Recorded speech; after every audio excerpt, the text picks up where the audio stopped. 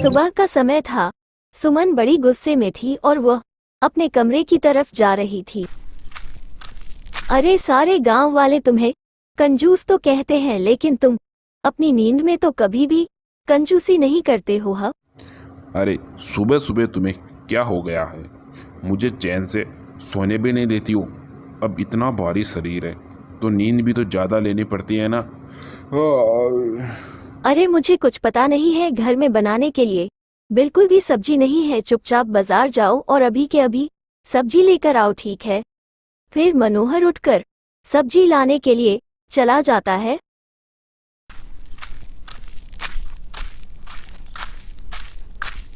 अरे क्यों राम गोपाल, इतनी जल्दी जल्दी ही दुकान खोल लेते हो?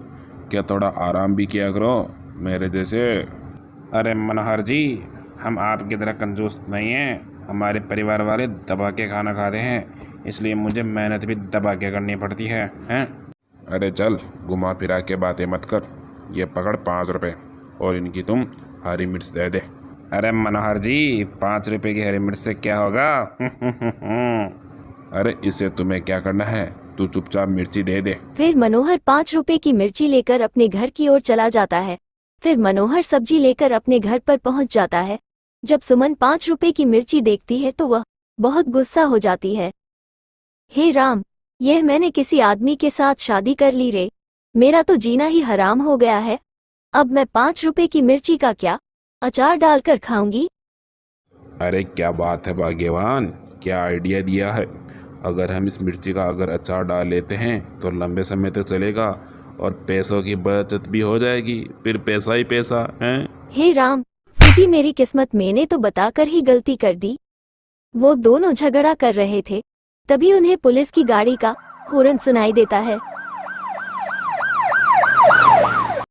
जब मनोहर बाहर आकर देखा है तो घर के बाहर पुलिस की गाड़ी रुकी हुई थी। एक पुलिस वाला भी खड़ा था। ये सब देखकर मनोहर बहुत घबरा जाता है। अरे क्या बात है रे, पुलिस वाले और मेरे घर पर लगता है कुछ मामला हो गया। अरे मनोहर, हम तुम्हारे घर को ताला करने आए हैं। तुम्हारा ये घर कोर्ट कचहरी के चक्कर में फंसा हुआ है। अब तुम चुपचाप ये घर खाली कर दो। अरे साहब, ये कैसे हो सकता है? ये तो हमारा पुश्तैनी घर है। अब आप ही कुछ कर सकते हो, आप हमें बचा लो। तो फिर मनोहर, अब एक ही उपाय है। तुम्हारा ये घर किसी गांव के अनपढ़ के नाम कर दो और उसे अपना भाई बना लो, ताकि यह तुम्हारा मकान बच जाए, ठीक है? और याद रखना, किसी अनपढ़ आदमी को ही अपना भाई बनाना। फिर इतनी बात कहकर पुलिस तो वहां से चली जाती है और मनोहर सोच में पड़ जाता है। अरे अब मैं क्या करूं? किसको अपना भाई बनाऊं, और वह भी अनपढ़ को? मैं तो फंस गया, पूरा का पूरा ही फंस गया। फिर मनोहर यह सोचकर गांव की तरफ निकल जाता है कि उसे कोई ना कोई मिल जाएगा। कुछ देर चलने के बाद वो एक पेड़ के नीचे आराम करने के लिए रुक जाता है। मनोहर बहुत आलसी था और उसे वहीं पर नींद आ जाती है।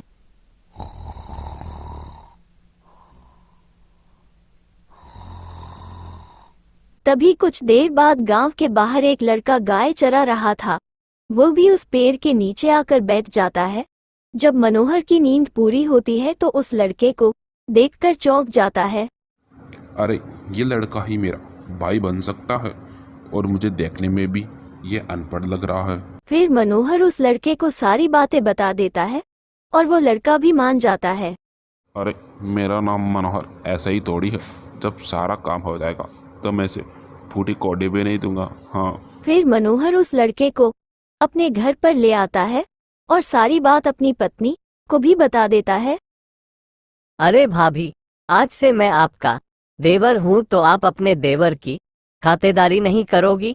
मुझे बड़े जोरों से भूख लगी है, कुछ खाने के लिए ले आओ।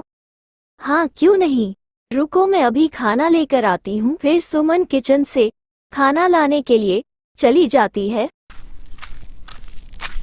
अरे भाभी, ये ठंडी इडली और अचार लेकर आए हो।